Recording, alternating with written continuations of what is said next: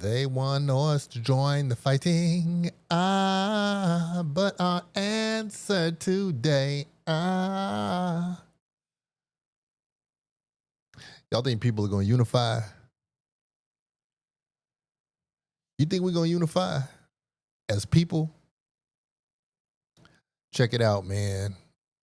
I see rich people publicly beefing with one another on my apps, on my applications. Man, I remember when the word apps became something that everybody would say. It was like, download the app. There's an app for that. And I was like, what is an app? Like, how did everybody start talking about apps? And then the word memes, it'll be like, yo, was that you mean mime? Mimi? What is a meme? What is the app? That wasn't that long ago. Things changed quick. A lot of people don't remember that. You don't remember when you were confused about what an app was, how to pronounce the word meme.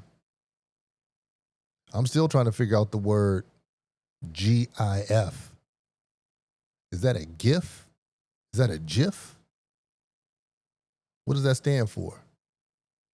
I'm not, you know what? I'm going to look that up. What does GIF mean? What is a GIF? I know what it is, but I don't know how to pronounce it. It's a new word. It's called a Giphy. Oh, Giphy is the platform that animates your world. Dang. What does GIF mean? Graphics interchange format. A file format that supports both static and animated images. I didn't know that. The more you know, the more you know. I'm here to let you know a little more, man. I'm not afraid to be a student of life. This past month, I planned for a few things, and my goodness, did I learn I don't know a lot. Things change, boy. Things be changing, boy. So then whatever it was that I thought I knew, I'm like, yeah, I didn't know that. And it kind of makes me think, like, what did I build upon to even get here? You know?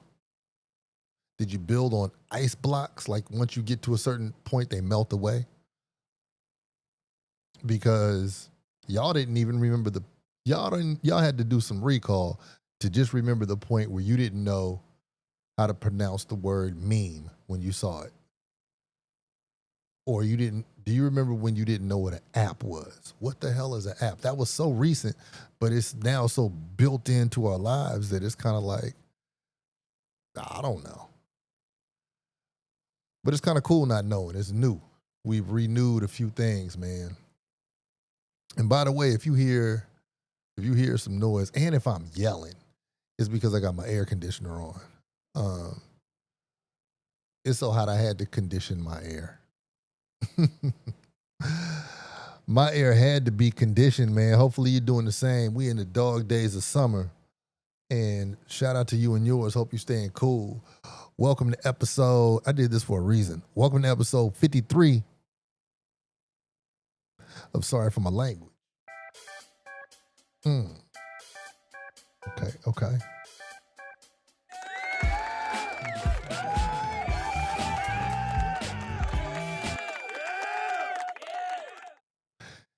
You animals. You're going to keep on flattering me and I'm going to get misty-eyed and cry. So far, I hope, I guess we're in our first week of the summer, right? Entering the second week of summer. And, man, I hope it's feeling as muggy to you as it is to me. And, I mean, humid. A lot of you might have gotten mugged.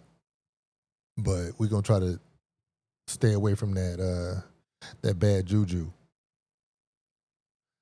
I wonder how the word mug came up. You know, it was a word that it wasn't beat it. Dang, what was it? I can't remember, but it's a trip when you figure out the origin of words. Oh, no. On the lam. Right? When you're on the lam, that's when you're on the run. And when I figured out the origin of on the lamb, I didn't figure it out, but when I heard about it, it's something that is so old English, old school, but people, like if somebody's on the run, people still say, yeah, he was on the lamb. And I just think it's a trip how words carry over, you know. So mugged, somebody got mugged. I don't know what that has to do with the actual act of somebody taking your stuff. We don't know how we don't know how we got here. I guess they call that etymology, right? When you learn how words become staples in language and they become the communication that people agree upon. I just don't know, you know. Man, maybe some things are onomatopoeias. Onomatopoeia, that's an interesting type of word, and I don't know why something so simple has such a trippy name. Onomatopoeia. Y'all know what an onomatopoeia is? Onomatopoeia, and I know it sounds like I'm skipping around, and that's because I am. First of all, shout out to Skyline High, man. Yeah, you see it. 10-0. Oakland OAL champions. You know it.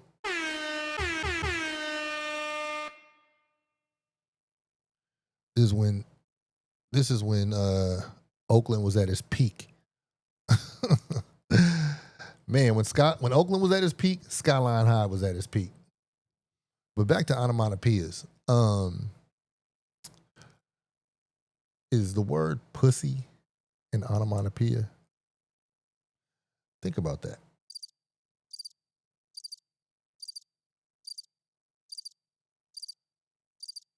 I don't know, but when you think about when somebody was trying to name that thing and they were just like, well, it sounds like this. Is pussy an onomatopoeia? I don't know.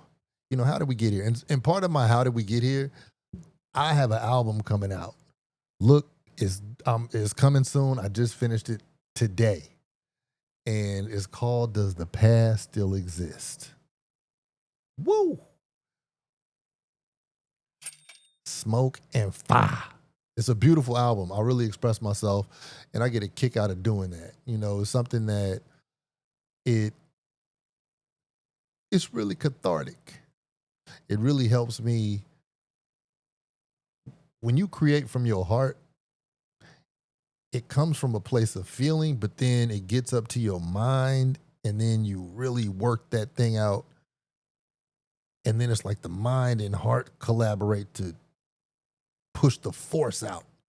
It's just it's a beautiful thing. I love it. And so I forced out some wonderful work. And a lot of suckers gonna be victimized, man. Nah, this ain't no sucker MC album. But it will make people who cannot, it will make artists who are lazy. This shit will make them step their game up when they hear this. When they hear what's going on in all aspects, all I'm gonna say is all you do is press play. But the name of it is Does the Past Still Exist? And that's by Grindstone. And I'm gonna keep on self-promoting that album because that's what the fuck you do when you from Oakland. Oakland, California, that's where I'm from. Don't stop macking. Okay. Don't stop tapping. Don't stop macking. Okay. Don't stop tapping. You got to do something special. In this lifetime, you got to do something special because you're able to, And I know it's a whole thing about everybody wants to go viral. Everybody wants to be seen. Everybody wants to be known. If you want the people to come to you, don't chase them. Chase yourself. Think about it. Chase your rabbit. What is it that has you finding yourself? What is it that's going to make you find discipline within you to keep the pact that you have with yourself? I know you wanted to be honest. I know there's a part of you that really wanted to be loyal to yourself. But what part is that? When you going to be loyal to yourself? When you gonna stop being swayed by everybody else, man? Shout out to Riz, man. Riz is the homie. Man, since Christmas, this boy done lost 93 pounds. And he's the homie, right? I know this dude. This ain't no wild, outlandish example I'm bringing up, but I'm just bringing it up because it's somebody who I know who dedicated himself to himself, right? And I think he was named Riz before people started using Riz as charisma or game. And I kind of think that when people say, oh man, he got Riz, she got Riz, whatever, I think that word played out already, didn't it?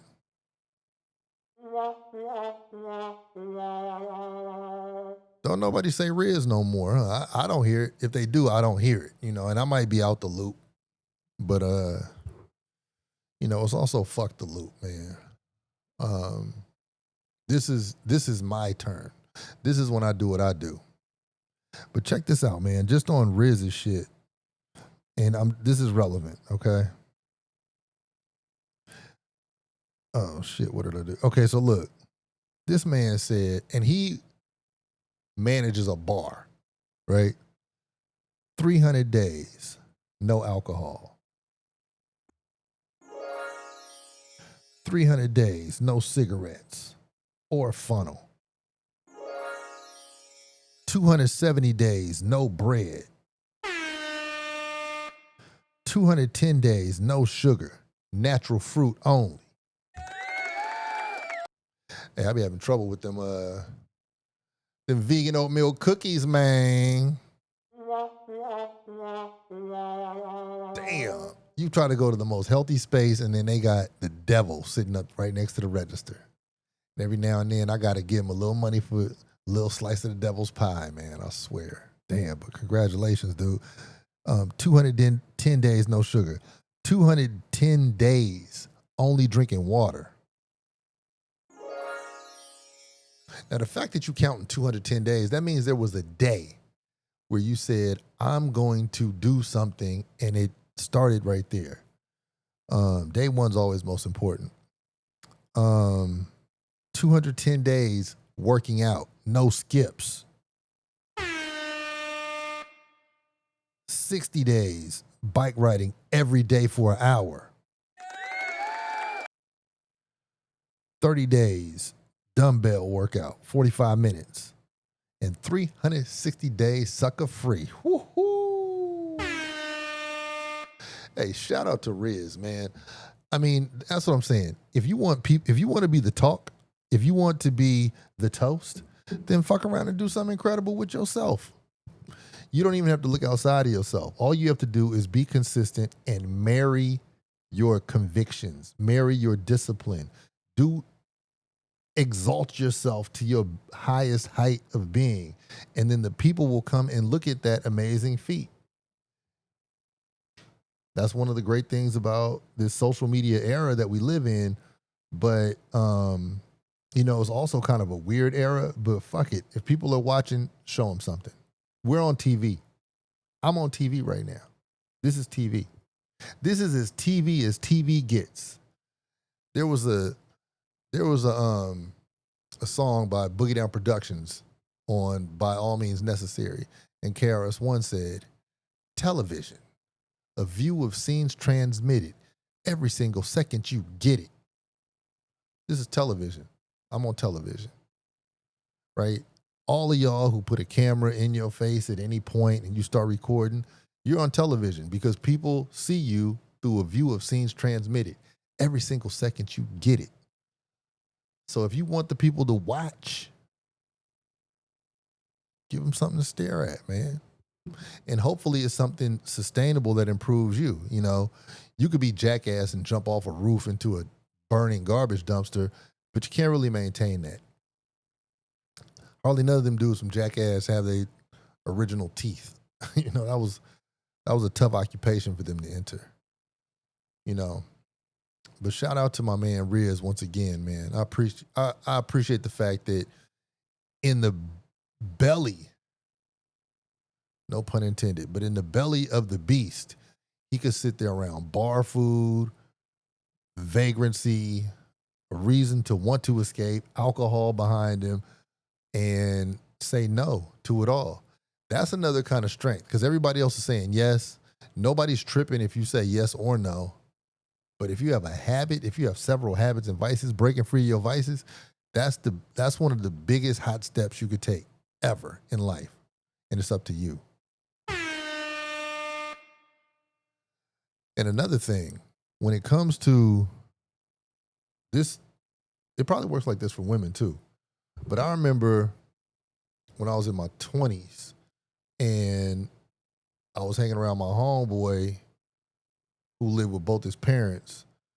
His father would always say, get your stuff together now because once you get 35, it's all downhill from there. I was like, yeah, I don't know how you did it, but it ain't going to be all downhill for me when I'm 35. And it wasn't, you know.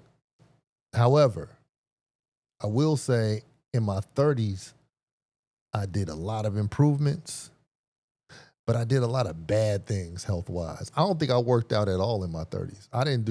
I might have done some exercises like some pull-ups, some push-ups. Did I even swim? I don't know. I did. Yeah, I swam a little bit. I did swim. You know, I was super casual on working out in my 30s. Like I did not I was still floating off my high school fitness in my 30s, or at least I thought. You know, I was still kind of, shout out to Skyline once again. Oakland, California, that's where I'm from. Don't stop macking. Okay. Don't stop tapping. Don't stop macking. Okay. Don't stop tapping. Don't stop macking. Okay. Don't stop tapping. Don't stop macking. Okay. Don't stop tapping. Yeah, I was still floating off my high school fitness in my 30s. And the idea that I had of being physically healthy was it was more casual than I actually understood when it comes to the maintenance of your tissues and your body and how your behavior now affects the outcome later. I didn't really realize that a lot of the stuff we do now in fun and games or in health, in sickness or in health, we see the results way later.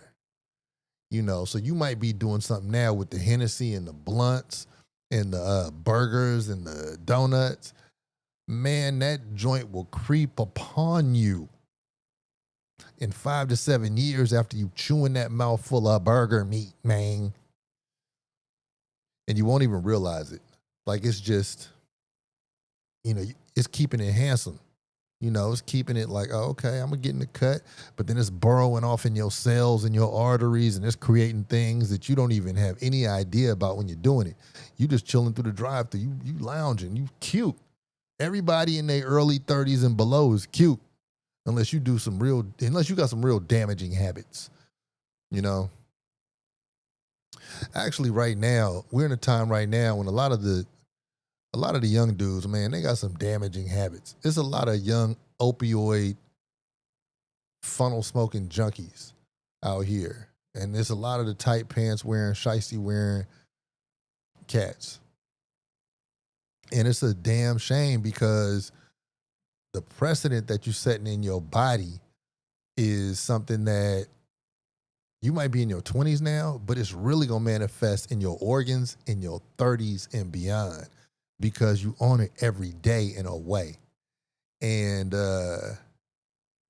it's a trip, man. I don't know if any of y'all have gone through it or if you've seen somebody go through withdrawals when they're in a situation where they can't get what they want drug-wise.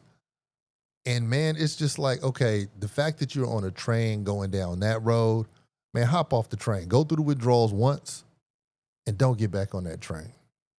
And so I just think young people start things and those habits become something that they don't realize they are playing with death, but they are. They're playing with like assisted Dr. Kevorkian deletion of their space on Earth. They're zipping the bag. So I think, as we have social media and, different influencers and influences, it's good to pre-select some of the people you follow, some of the stories you watch, some of the things that you chase, and because it'll help you challenge yourself with different types of goals that might improve you. Now that I saw my man, you know what I'm saying? I'm like, bread ain't really one of my things that I eat, but I'm cool off bread, and I'm gonna consciously be cool off bread. Matter of fact, I'm gonna make sure that when I'm thirsty, it's healthy water. Like this water right here, I put a little apple cider vinegar in it and a little Mediterranean oregano oil in it. I don't want to just drink no empty water, but I'm gonna make sure when I'm thirsty, I drink water. Now, sometimes I drink kombucha, and I love coconut water. Oh my gosh, man! Right, if you in DC,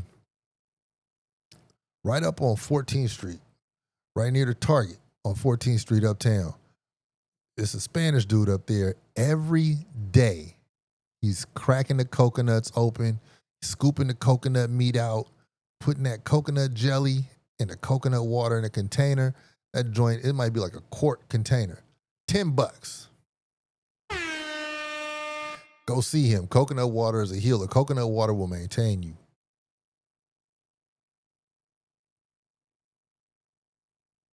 And we really have to think along those lines. We can't be in the unhealthy Olympics, which is what I think the 90s was reserved for. Who could smoke the most blunts? Who could drink the most 40s? Then it's switched to who could drink the most Hennessy. It's crazy. That's crazy. I saw my man at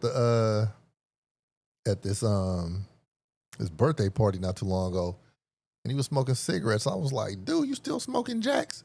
It's 2025. That's like Keystone Cop behavior. You still smoking cigarettes in 2025. Come on, we already know what you're doing to yourself. And so all I'm saying is be a healthy person, because there's a certain way to live where it might just tumble down the toilet at age 35. And then this is the kicker. When you get into your 40s and 50s, it gets hella hard to snap back into that shape that you were when you were like 25.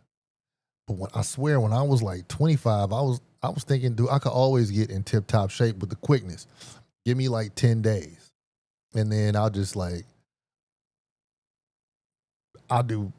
300 push-ups a day and drink a gallon of water every day, and then bow. 10 days from now, regardless of whatever I was doing before then, I'm on point.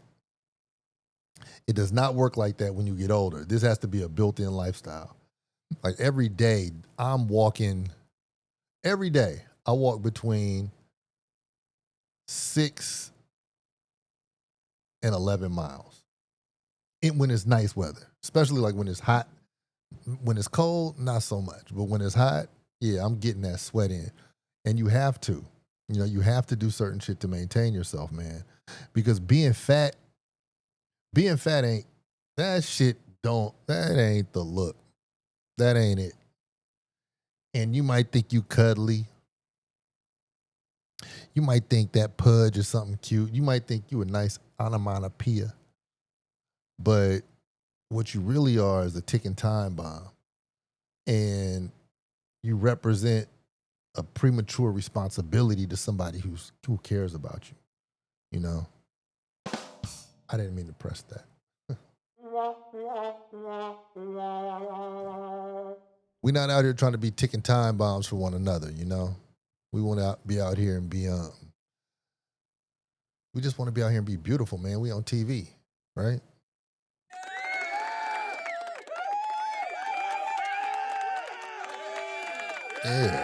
Yeah.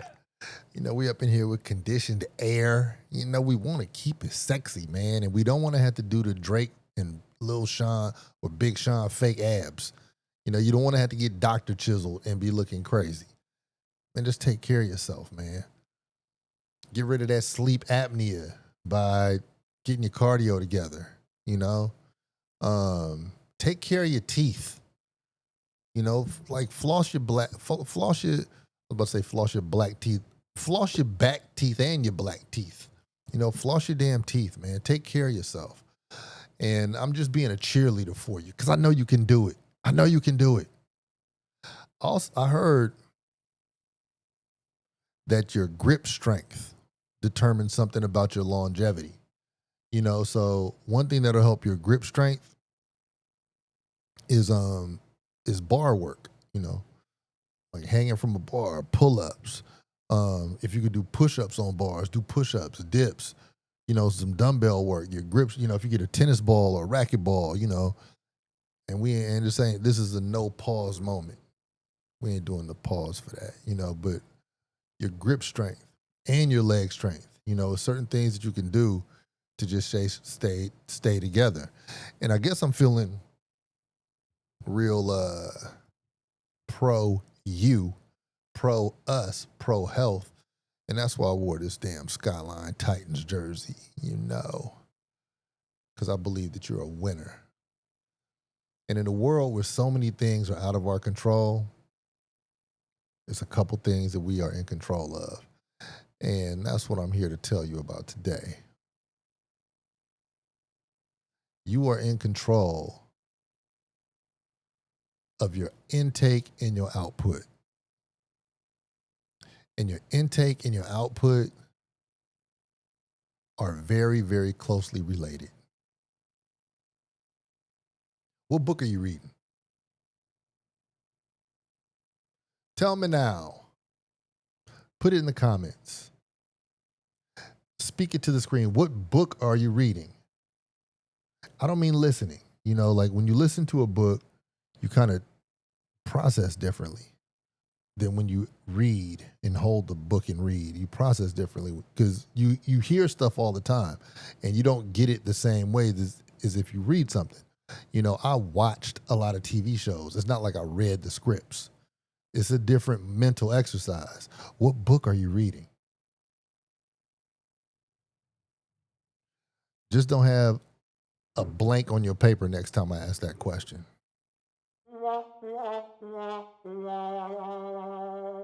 Currently, I'm reading this book by Edward Snowden. It's called Permanent Record. Now, for those of you who might remember Edward Snowden or be familiar with him, he wrote a book. It's called Permanent Record, and it discusses how he helped build the CIA's surveillance system in the digital space. So every keystroke, every entry, every time we press send, most of the time that we're walking around is being not only recorded and kept in a record that's going to be damn near last as long as humans last. It's being studied by people. You know, there are actually people who study everything and all this data collection. And, you know, so we're just in a country of weirdos, man. So, and I'm sure the weirdos are going to study this, but I haven't gotten to the part where he says what the fuck to do about it. So, but I will do a book review once I finish that. And I figured, like, you know, a lot of y'all are never going to read a book, you know, shit. Reading books in this digital era is not the easiest thing to do. So it's not like I'm acting all high and mighty. But if I read a good book, I'm going to reserve some of the episodes to actually discuss it. And I like to read to learn. I like to read to live. You know, I don't read fake stuff for fun. I just don't allot my time like that. I'm not mad at people who do. I just don't get my kicks like that. So I'm going to relay what I find so that we can all level up. But that book it's a good one, man. Permanent Record by Edward Snowden. I like to get messaging from people who have done incredible things in life. A lot of the times, people who have been enemies of the state don't like them because they were doing something incredible. That's how America works. And so when you read their books and when you read their information, you'll find a hero in there. You'll find a characteristic within that person most of the time that is very honorable. And America was just mad that they couldn't flip that person to work for them. Now, why America chooses to be so damn devious and crazy, I don't know. I think it's somewhere tucked away in Revelations in the Bible or something. And honestly, let me say, I really honestly think it comes from the Caucasus Mountains, and I think it comes from the snowy caves when you couldn't cultivate anything, when you couldn't share anything, and the only method towards getting anywhere and getting your provisions was to trick something, trap it, and kill it. And the genetic code is so strong that I think it'll take several thousand more years before the Caucasoids are beyond that. It was just their latitude on the planet that made it too cold to actually cultivate. So it was always about trick, trap, kill. And I think they just brought that here. So we're just experiencing that. And they suck for that reason, Most of the time, it's really a lot of Caucasoid behavior going on that we try to vote against the shit, but they already got that rigged. It's kind of crazy. But anyway, that's why I like to read these books, because I like to see, who was it that took the barbs before I had to walk in the room clumsy and take the barbs, So for those reasons, you also need to be at maximum health if you're an American citizen, because you never know when somebody is going to turn the page on you. And then you have to be in a situation where you have to be maximally healthy, because there's not always somebody to cry to, There's not always somebody who's there to defend you. Speaking of which,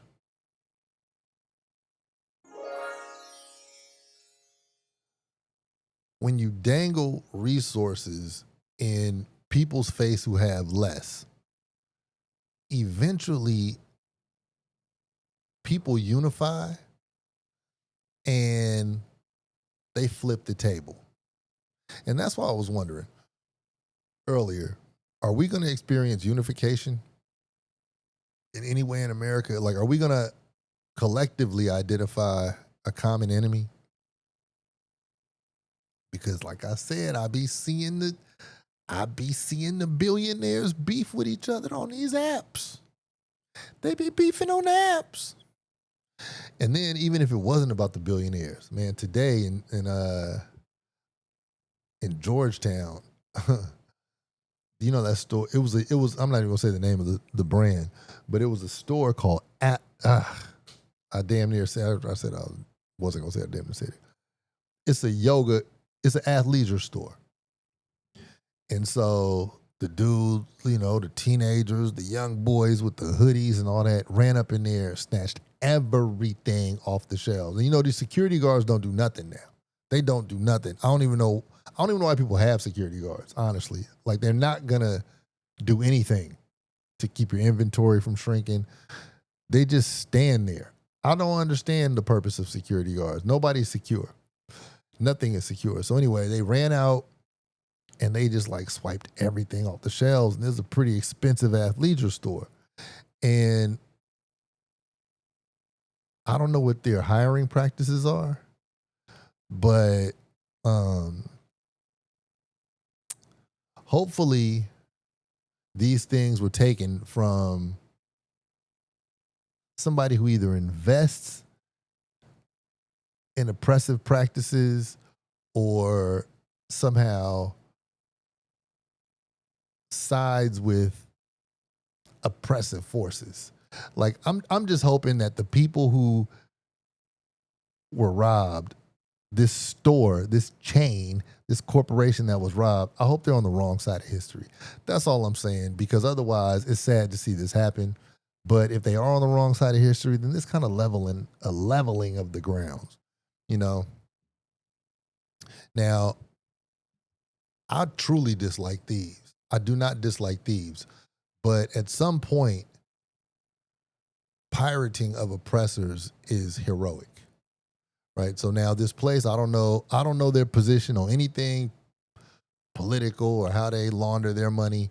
You know, I don't know how many little baby slaves make their clothes, or I don't know if it's on the up and up. But if it is some way not on the up and up, then you know, that's what we call retribution. Hey, I just learned that there are a lot of the slave ships that were coming over here in the transatlantic slave trade.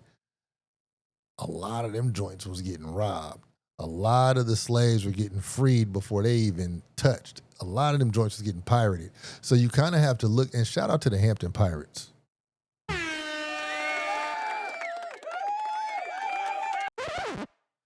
Sometimes the rebellious act is the heroic act. And sometimes that is what creates balance, you know? So it just decides like how far you want to look into a act to see where justice does lie, you know? You keep on learning, man. You just keep on being a student. Speaking of young dudes with hoods on, oh, this is going to be tough.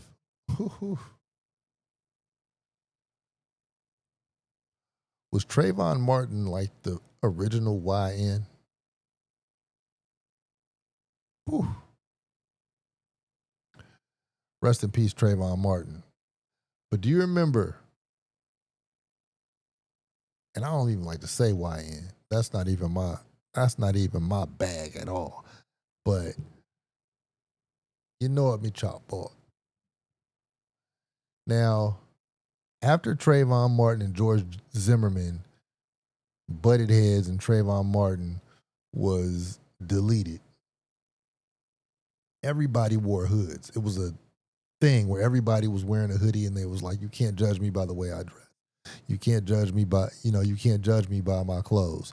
I can go out and present however I want. I am who I am. So everybody got in uniformity with wearing hoodies, right?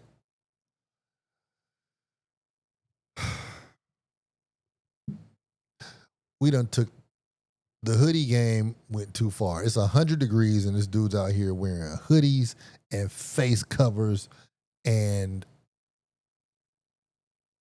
I don't know if everybody is standing unified with this. And so then when we look back at the past, right? Compare the past to now. I haven't even thought about this before this moment. But say you live in a complex. Say you live in a housing complex of some sort. And you see an unfamiliar person smoking some weed with a hoodie on, right? Tomorrow. And then you're like, okay, hold up. No. Well, no. Let me not even paint the picture again because that was super tragic. But could you see yourself in your gated community approaching a youngin' with a hoodie on and asking him what's up with his presence in that area? Could you see yourself do that? Is your stance on the approach of Trayvon Martin the same now as it was then? Just a question. Just a question. Because you remember, it started out, it was a confrontation and questioning. It was a follow. It was a confrontation and questioning, and then it was a fight. Right, a fist fight jumped off, and then the ultimate loss happened. So I don't know.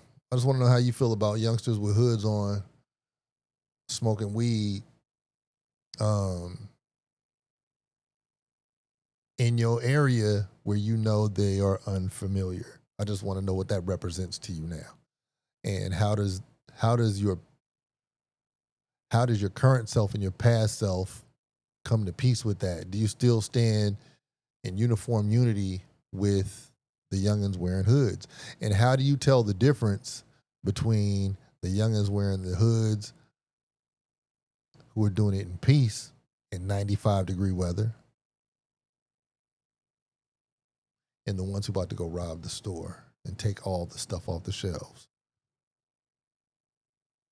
I don't know. That's a question for you. That's not a question I have an answer for. I don't know. I'm just sitting here being provocative. Like Raekwon said, you got to be provocative, no. You got to be provocative. You got to be provocative, son. But now think about it. And think about, does your past still exist? Have you changed? Have you changed so much that that part ain't even a part of your mental chemistry anymore? I don't know. I don't know, man. I don't know, but I do know some things. And I'm trying to grow. And I hope you're trying to grow too. And I hope you're trying to grow in the right ways, man. I hope from this, some of y'all don't eat bread anymore. And I hope you're able to push the sugar away. Because being a fat adult is dangerous. And with that,